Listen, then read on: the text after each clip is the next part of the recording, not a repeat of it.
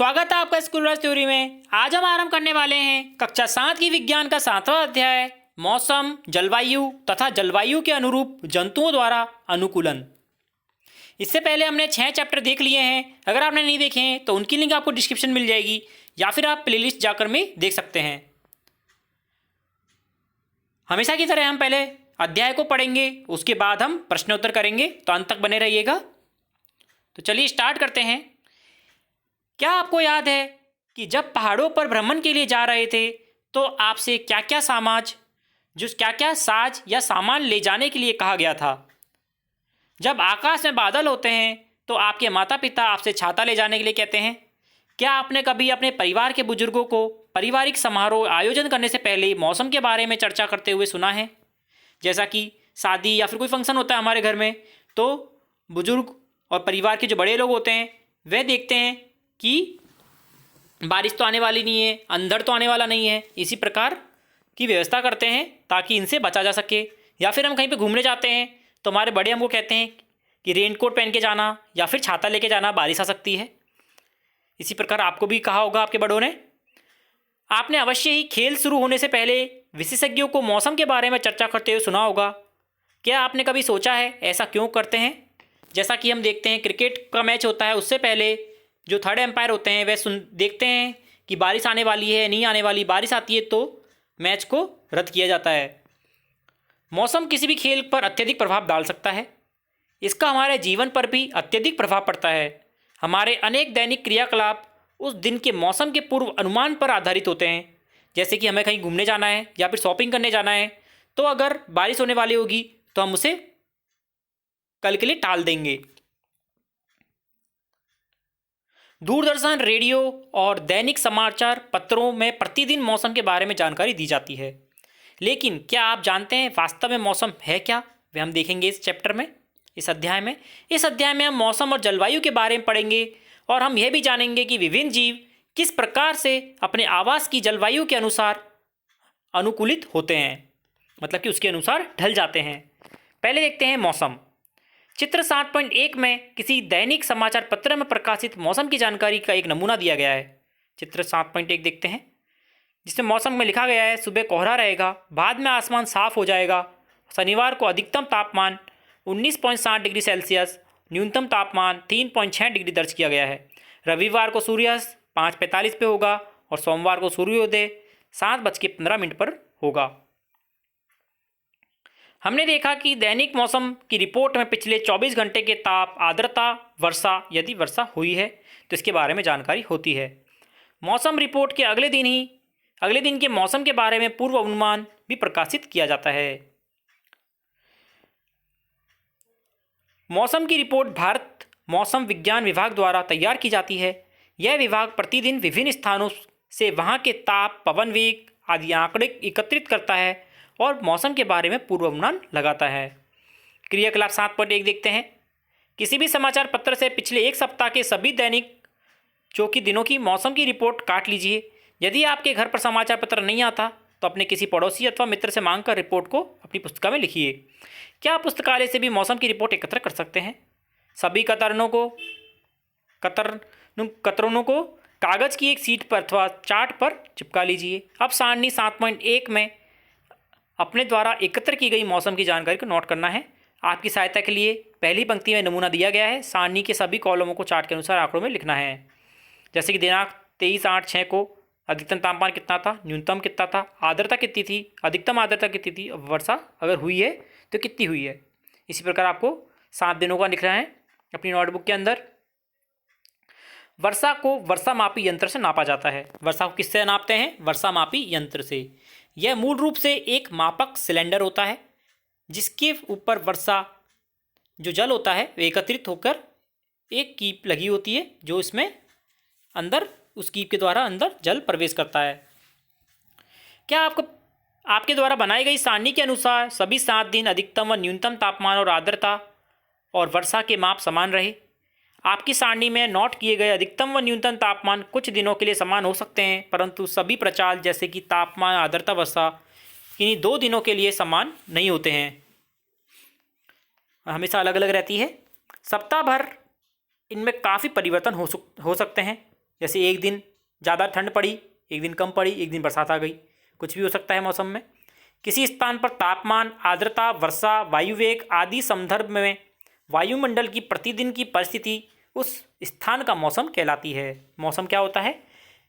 किसी स्थान का मौसम क्या होता है? किसी स्थान पर तापमान, आर्द्रता, वर्षा, वायुवेग आदि के संदर्भ में वायुमंडल की प्रतिदिन की परिस्थिति उस स्थान का वायुमंडल या फिर मौसम कहलाता है। तापमान, आर्द्रता और अन्य कारक मौसम के घटक होते हैं। मौसम के घटक कौन कौन से होते हैं? तापमान, आर्द्रता और अन्य कारक।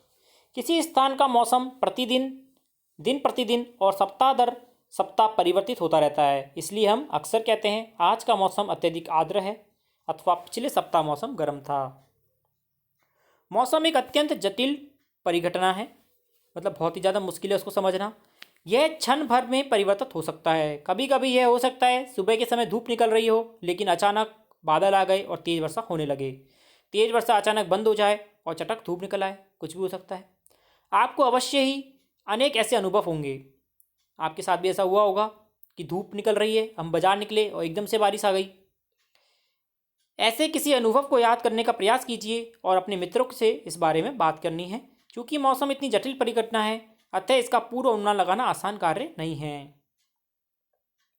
चित्र 7.2 दिए गए हैं। 7.2 में दिया गया ग्राफ को देखिए। इसमें से 3 अगस्त 2006 से 9 अगस्त 2006 तक शिलांग, मेघालय के रिकॉर्ड किए गए हैं। अधिकतम तापमान को दिखाया गया है। इसमें अधिकतम तापमान दिया गया है कि 3 तारीख को कितना था, 26 डिग्री, 4 को कितना था, और 7 को, 8 को, 9 को कितना था। जैसा किसी भी मौसम की रिपोर्ट में स्पष्ट होता है कि अधिकतम व न्यूनतम तापमान की प्रतिदिन रिकॉर्ड किया जाता है। क्या आप जानते हैं इस तापमान को कैसे रिकॉर्ड किया जाता है? अध्याय 4 में आपने पढ़ा था कि इस कार्य के लिए विशेष तापमापी होते हैं जिन्हें अधिकतम न्यूनतम तापमापी कहा जाता है। क्या आप अनुमान लगा सकते हैं कि दिन भर किस समय तापमान अधिकतम और किस समय न्यूनतम होता है? दिन का अधिकतम तापमान सामान्यतः कब होता है? अपराह्न के दौरान या फिर दोपहर के बाद, 12 बजे या 1 बजे के बाद। जबकि न्यूनतम तापमान सामान्यतः प्रातः भोर में होता है, सुबह 4-5 बजे।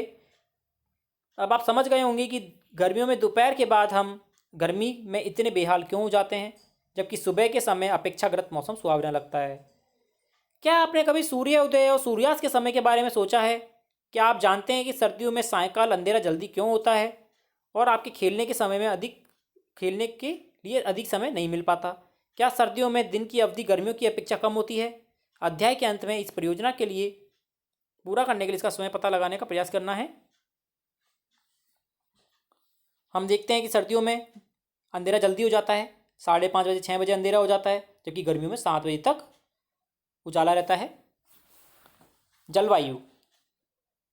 मौसम विज्ञानी प्रतिदिन मौसम संबंधी आंकड़ों को रिकॉर्ड करते हैं। पिछले अनेक दशकों के मौसम के रिकॉर्ड सुरक्षित रखे गए हैं।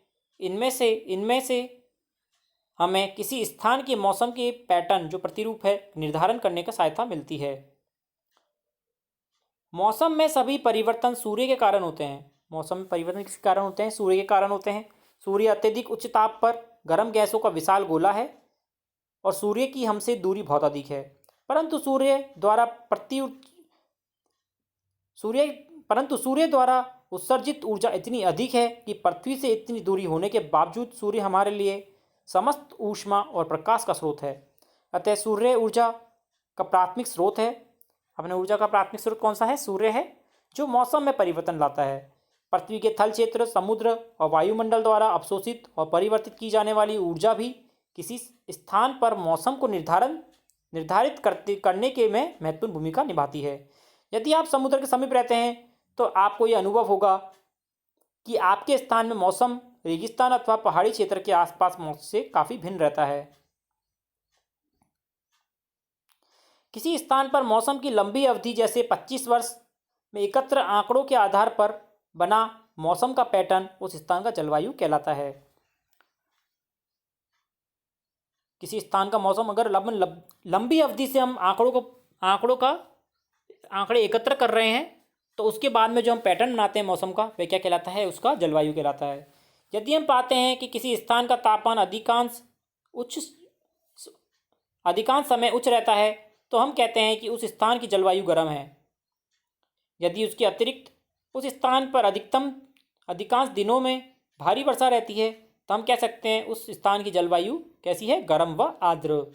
सारणी 7.2 और 7.3 में हमने भारत के 2 शहरों की जलवायु परिस्थितियों का विवरण दिया है। प्रत्येक माह के लिए औसत तापमान की गणना 2 चरणों में की जाती है।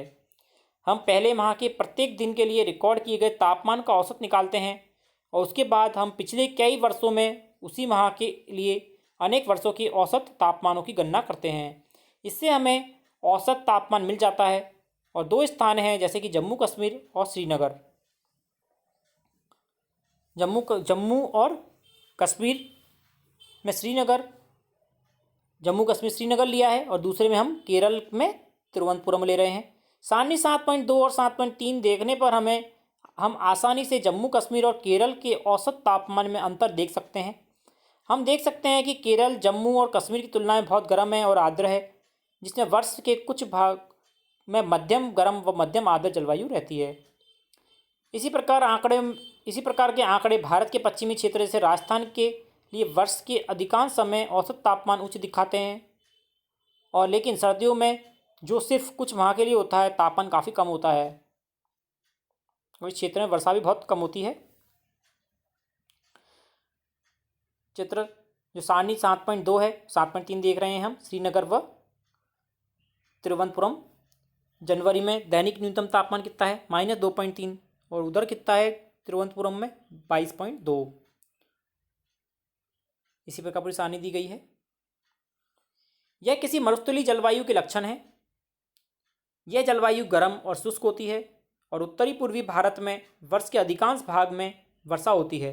जो उत्तरी पूर्वी भाग है, मेघालय, शिलोंग वगैरह जो भाग है, वहाँ पर अधिकांश वर्षा रहती है। इसलिए यह कह सकते हैं कि उत्तर पूर्व की वायु कैसी है, आर्द्र है।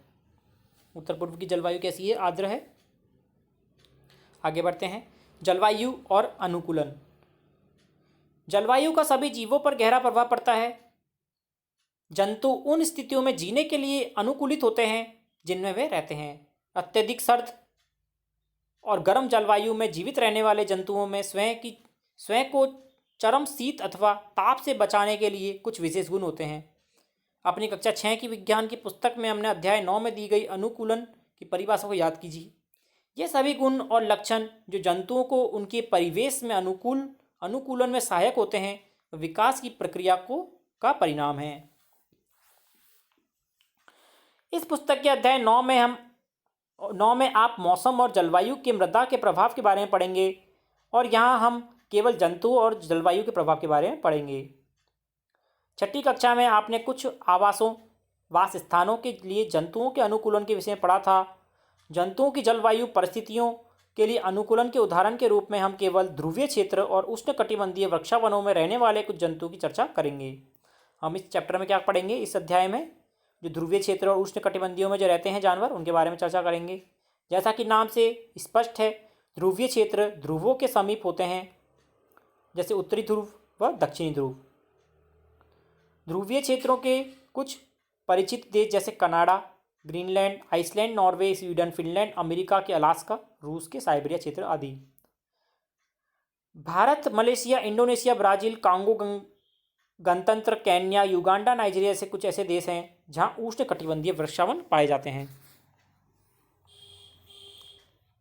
क्रियाकलाप 7.2 विश्व का मानचित्र लीजिए और ध्रुवीय क्षेत्रों को नीले रंग से दिखाइए।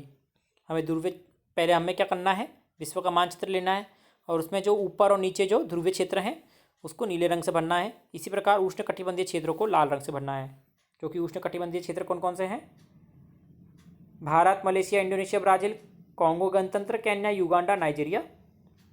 अब देखते हैं ध्रुवीय क्षेत्र। ध्रुवीय क्षेत्रों में चरम जलवायु पाई जाती है। यह क्षेत्र सफ़ेद बर्फ से ढके रहते हैं और यहाँ वर्ष के अधिकांश भाग में अत्यधिक सर्दी रहती है। ध्रुवों पर 6 महीने तक सूर्यास्त नहीं होता और बाकी 6 महीने तक यहाँ सूर्योदय नहीं होता है। सर्दियों में तापमान -37 डिग्री सेल्सियस -37 डिग्री तक हो जाता है। यहाँ रहने वाले जंतु इन चरम स्थितियों के लिए अनुकूलित हो गए हैं। आइए हम ध्रुवीय भालू, जो कि पोलार बियर के नाम से जाना जाता है, और पेंगुइन के उदाहरण से ये जानने का प्रयास करते हैं कि वे किस प्रकार वहाँ की जलवायु के अनुकूल हो गए हैं। जैसे कि पहले देखते हैं पोलार बियर, ध्रुवीय भालू के शरीर पर सफ़ेद बाल जो फर होते हैं, जिनसे बर्फ़ की सफ़ेद पृष्ठभूमि में आसानी से दिखाई नहीं देते। इससे उन्हें परभक्षियों जो शत्रु होती है उनसे बचाव के लिए सहायता मिलती है, क्योंकि सफ़ेद कलर के होते हैं तो आसानी से दिखते नहीं हैं। साथ ही इससे उन्हें अपने शरीर को पकड़ने में भी सहायता मिलती है। उन्हें चरम शीत से बचाने के लिए जो बाल होते हैं, फर होते हैं, उनकी 2 मोटी परतें होती हैं। इनकी त्वचा के नीचे वसा की एक मोटी परत होती है। वास्तव में ध्रुवीय भालू का शरीर इतना अच्छी तरह शीतरोधी होता है कि वे धीमे धीमे चलते हैं ताकि उनके शरीर का ताप आवश्यकता से अधिक न हो जाए। वे इतना ज़्यादा अंदर से गर्म रहते हैं कि वे धीरे धीरे चलते हैं ताकि वो ज़्यादा गर्मी नहीं हो जाए उनके शरीर में, ठंड के अंदर भी, क्योंकि ऊपर 2 बालों की परत होती है और एक नीचे त्वचा में वसा की परत होती है। यह अपने शरीर को बहुत अधिक गर्म हो जाने से बचाने के लिए अक्सर विश्राम करते हैं। गर्म मौसम में भौतिक क्रियाकलापों के बाद ध्रुवीय भालुओं को अपने शरीर को ठंडा करना पड़ता है, अतः ध्रुवीय भालू समुद्री जल में तैरते रहते हैं। ये अच्छे तैराक होते हैं। इनके पंजे चौड़े बड़े होते हैं जो न केवल अच्छी तरह तैरने में सहायता करते हैं बल्कि उन्हें बर्फ़ में चलने के लिए भी सहायक बनाते हैं। ध्रुवीय भालू की अनुकूलन क्षमता देख रहे हैं हम। सफ़ेद बालों के कारण सफ़ेद पृष्ठभूमि में आसानी दिखाई नहीं देते। इनमें सूंघने की शक्ति तीव्र होती है। भालू को अपने शिकार ढूंढने के लिए पकड़ने में सहायक होते हैं। इनके नाखून बूढ़े और लंबे और पैने होते हैं जिनसे बर्फ़ में चलने में सहायता मिलती है। इनकी त्वचा के नीचे वसा होता है जिससे वे शीतरोधी व गर्म रखते हैं अपने आप को। बालों की 2 मोटी परतें होती हैं जो सर्द मौसम में गर्म रखती है। तैरते समय अपने नाखूनों को बंद करके लंबे समय तक पानी के अंदर रह सकते हैं। ध्रुवीय भालू की सूंघने की शक्ति, जो घ्राण शक्ति होती है, सूंघने की शक्ति बहुत तीव्र होती है, जिससे यह भोजन के लिए अपने शिकार को आसानी से खोज व पकड़ सकता है। हम ध्रुवीय भालू के अनुकूलन को चित्र में 7.1 में दिखाए गए प्रवाह चित्र के द्वारा आसानी से समझ सकते हैं, जो कि हमने देखा है अभी। ध्रुवीय क्षेत्रों का एक अन्य परिचित जंतु है पेंगुइन, जो चित्र 7.4 में पेंगुइनों का झुंड में दिखाई दे रहा है। यह भी श्वेत होते हैं और आसानी से बर्फ़ की सफ़ेद पृष्ठभूमि में मिल जाते हैं, इनसे दिखाई नहीं देते हैं। इनके शरीर में भी स्वयं की सर्दी से बचाव के लिए मोटी त्वचा और अत्यधिक वसा होता है। आपने पेंगुइनों के झुंड के चित्र देखे होंगे और स्वयं को गर्म रखने के लिए वैसा करते हैं। वे झुंड में रहते हैं ताकि अब गर्म रह सकें। याद कीजिए, जब आप खचाखच भरे किसी कमरे या हॉल में बैठते हैं तो आपको कितना गर्म महसूस होता है। ध्रुवीय भालू की तरह पेंगुइन भी अच्छे तैराक होते हैं। इनके शरीर धारारहित होता है, धारारेखित होता है और इनके पैरों में जाल जैसा बना होता है ताकि वे आसानी से तैर सके, जिससे ये अच्छे तैराक होते हैं। ध्रुवीय क्षेत्र में रहने वाले अन्य जंतुओं में अनेक प्रकार की मछलियाँ, कस्तूरी मृग, रेनडियर, लोमड़ी, सील, व्हेल अथवा अन्य प्रकार के पक्षी सम्मिलित होते हैं। नोट कीजिए, जहाँ मछली ठंडे जल में लंबे समय तक रह सकती है, वहीं पक्षियों को जीवित रहने के लिए अपने शरीर को गर्म रखना आवश्यक होता है। इसी कारण अनेक प्रकार के पक्षी सर्दियों में आते हैं। सर्दियों के आते ही अपेक्षाकृत गर्म स्थानों पर प्रवास के लिए चले जाते हैं। सर्दियाँ समाप्त होने पर वे पुनः अपने आवास पर लौट आते हैं। शायद आप जानते होंगे कि भारत ऐसे अनेक पक्षियों का प्रवास स्थान है। आपने साइबेरियन क्रेनों के बारे में सुना होगा, जो साइबेरिया से राजस्थान के भरतपुर और हरियाणा में सुल्तानपुर जैसे स्थानों पर सर्दियों में प्रवास के लिए आते हैं। कुछ पक्षी उत्तर पूर्व से, कुछ आर्द्र स्थानों और भारत के कुछ अन्य स्थानों से भी प्रवास के लिए आ जाते हैं। प्रवासी पक्षी और उड़ान में दिख रहे हैं हमें चित्र 7.6 में। अब हम देखते हैं उष्णकटिबंधीय वृक्षावन। उष्णकटिबंधीय क्षेत्रों की जलवायु सामान्यतः गर्म होती है क्योंकि यह क्षेत्र भूमध्य रेखा के पास स्थित होता है। क्या आप जानते हैं, कुछ प्रवासी पक्षी अपने आवास की चरम जलवायु परिस्थितियों से बचने के लिए 15,000 किलोमीटर तक की यात्रा करते हैं। सामान्यतः यह अधिक ऊंचाई पर उड़ान भरते हैं जहां वायु प्रवाह उड़ान में सहायक होती है। इस ऊंचाई की शीत स्थितियां उनकी उड़ान पेशियों द्वारा उत्पन्न ऊष्मा का विसरण आसान कर देती है। लेकिन आश्चर्य की बात यह है कि प्रवासी पक्षी वर्ष दर वर्ष एक ही स्थान पर कैसे आ जाते रहते हैं, यह एक रहस्य है। ऐसा लगता है कि इन पक्षियों में दिशा का सहज बोध होता है। ये जानते हैं कि किस दिशा में उड़ान भरनी है। मार्गदर्शन के लिए संभवतः कुछ भूमि चिन्ह लैंडमार्कों का उपयोग करते होंगे। संभवतः अनेक पक्षियों को दिन में सूर्य और रात के तारों से मार्गदर्शन मिलता होगा। इसके कुछ प्रमाण है कि पक्षी दिशा का पता लगाने के लिए पृथ्वी के चुंबकीय क्षेत्रों का भी उपयोग करते हैं। केवल पक्षी ही ऐसे जंतु नहीं हैं जो प्रवासी करते हैं। अनेक स्तनधारी जीव, अनेक प्रकार की मछलियाँ और कीट भी अधिक अनुकूल जलवायु की तलाश में मौसमी रूप से प्रवास करती हैं। सबसे सर्द महीनों में भी तापमान सामान्यतः 15 डिग्री सेल्सियस से अधिक रहता है। गर्मियों में तापमान 40 डिग्री सेल्सियस से अधिक हो जाता है। वर्ष भर दिन और रात की लंबाई लगभग बराबर होती है। इन क्षेत्रों में प्रचुर मात्रा में वर्षा होती है और इन क्षेत्रों की एक प्रमुख विशेषता है उष्णकटिबंधीय वृक्षावन। उष्णकटिबंधीय वृक्षावन भारत में पश्चिमी घाटों और असम में पाए जाते हैं। इसके अतिरिक्त ऐसे वन दक्षिण पूर्व एशिया, मध्य अमेरिका, मध्य अफ्रीका में भी पाए जाते हैं। इस तरह गर्मी और वर्षा के कारण इस क्षेत्र में विभिन्न प्रकार के पादप और जंतु पाए जाते हैं। वृक्षावनों में पाए जाने वाले प्रमुख प्रकार के जंतु हैं बंदर, कपी जो एप्स होते हैं, गोरिल्ला, शेर, चीता, हाथी, तेंदुआ, छिपकली, सर्प, पक्षी और कीट। आइए अब हम गर्म आर्द्र वाले जलवायु के लिए इन जंतुओं के अनुकूलनों के बारे में अध्ययन करते हैं।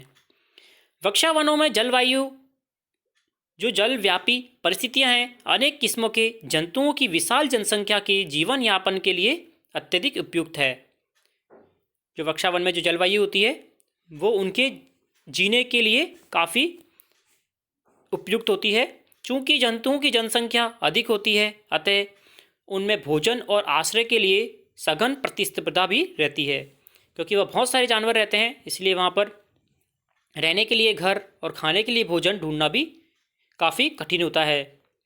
अनेक जंतु वृक्षों पर रहने के लिए अनुकूलित होते हैं। लाल नेत्रों वाले मेंढक होते हैं, मेंढक के पैरों के तलवे चिपचिपे होते हैं जो उन्हें वृक्षों पर चढ़ने में सहायता करते हैं जिन पर वे रहते हैं। लाल नेत्र वाले मेंढक हम चित्र 7 में देख सकते हैं। वृक्षों पर रहने पे सहायता के लिए बंदरों के लिए पूंछ होती है जो शाखाओं को पकड़ने में सहायक होती है। इनके हाथ पैर ऐसे होते हैं जिससे ये आसानी से शाखाओं को थामे रहते हैं। चित्र 7.1 में हम जो 7.8 है उसमें हम न्यू वर्ल्ड मंकी देख रहे हैं।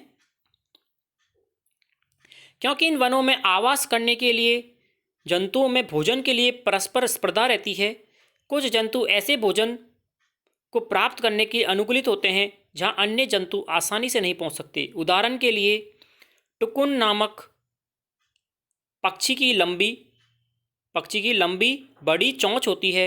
इसकी सहायता से वे ऐसी शाखाओं में लगे फलों तक पहुंच जाती है जो कमज़ोर होती है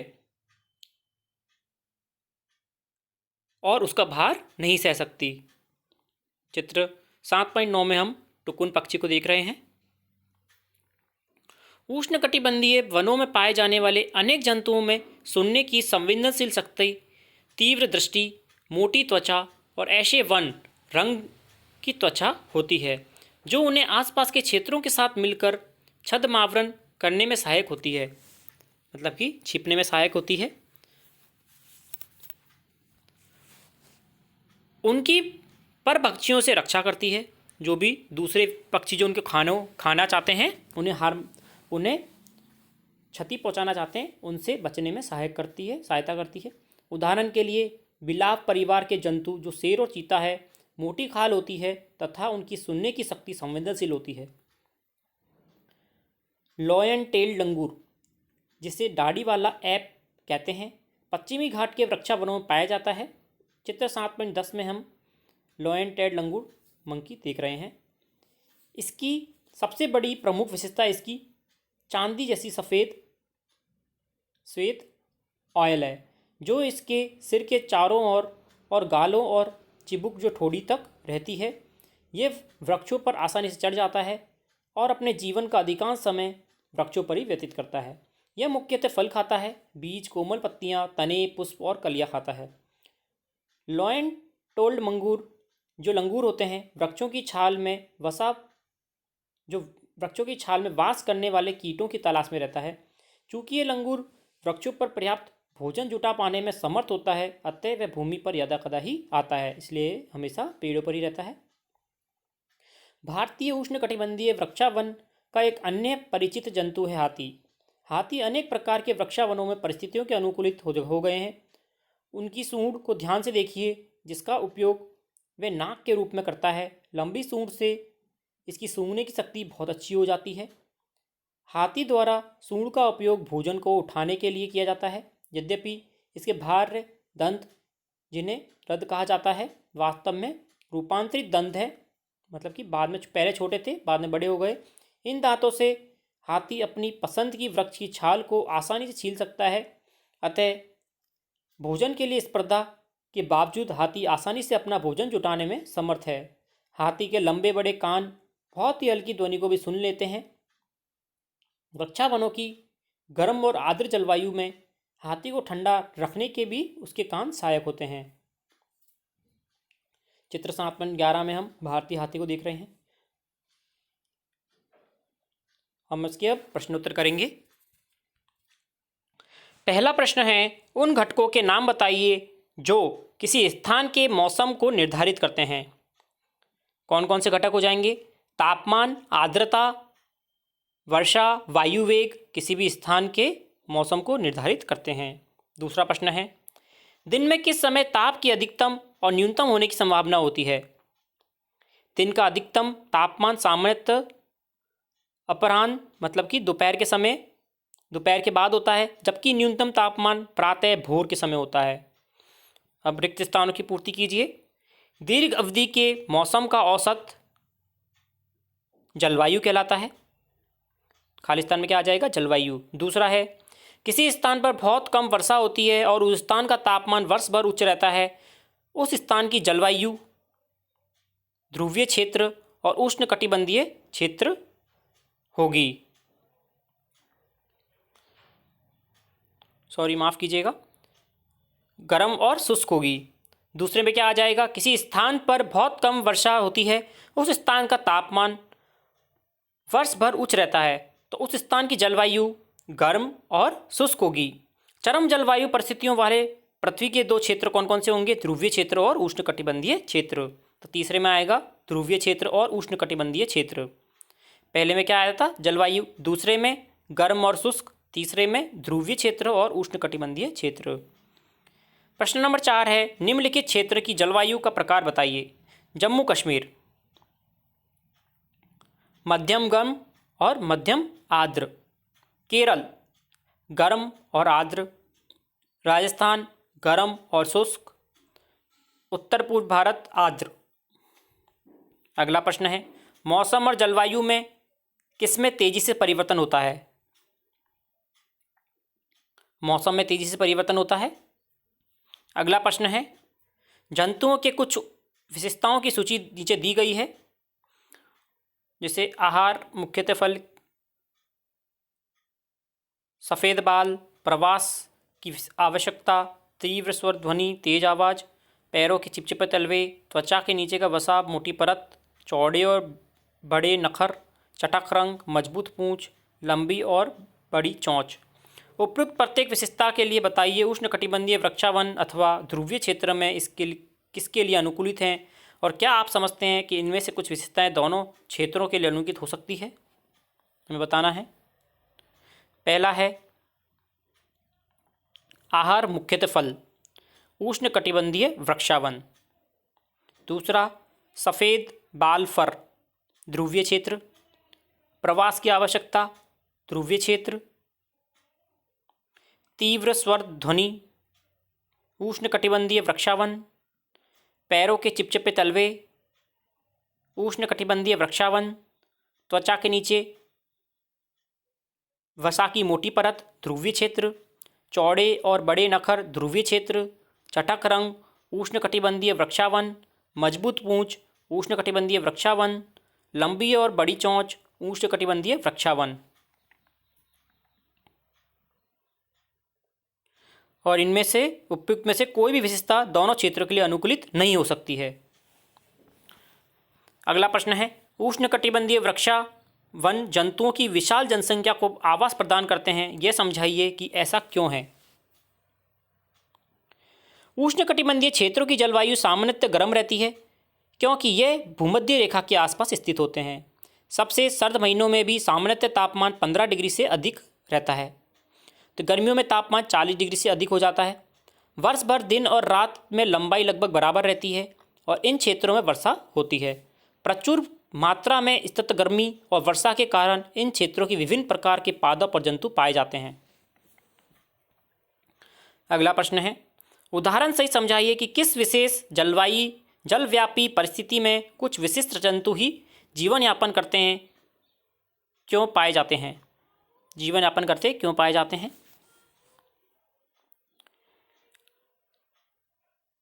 जलवायु का सभी जीवों पर गहरा प्रभाव पड़ता है। जंतु उन स्थितियों में भी जीने योग्य अनुकूलित होते हैं जिनमें वे रहते हैं। अत्यधिक सर्द और गर्म जलवायु में जीवित रहने के लिए जंतुओं में स्वयं के चरम शीत अथवा ताप से बचने के लिए कुछ विशेष गुण होंगे। यह सभी गुण और लक्षण जो जंतुओं को परिवेश के अनुकूल में सहायक करते हैं, विकास की प्रक्रिया का परिणाम है। अगला प्रश्न है, उष्णकटिबंधीय वृक्षावन में रहने वाला हाथी किस प्रकार अनुकूलित है। हाथी अनेक प्रकार से वृक्षावन की परिस्थितियों के लिए अनुकूलित है।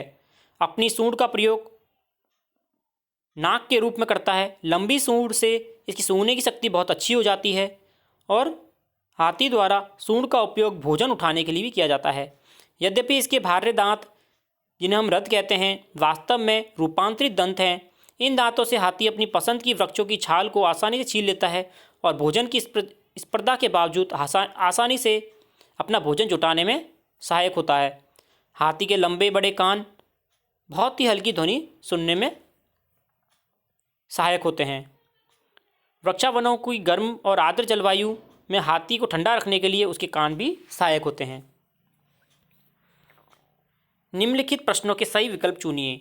कोई मांसाहारी जंतु जिनके शरीर की पर धारियाँ होती हैं अपने शरीर को पकड़ते समय बहुत तेजी से भागता है। अपने शिकार को पकड़ते समय तेजी से भागता है। इसके पाए जाने की संभावना कहाँ पर होगी? उष्णकटिबंधीय वृक्षावनों में।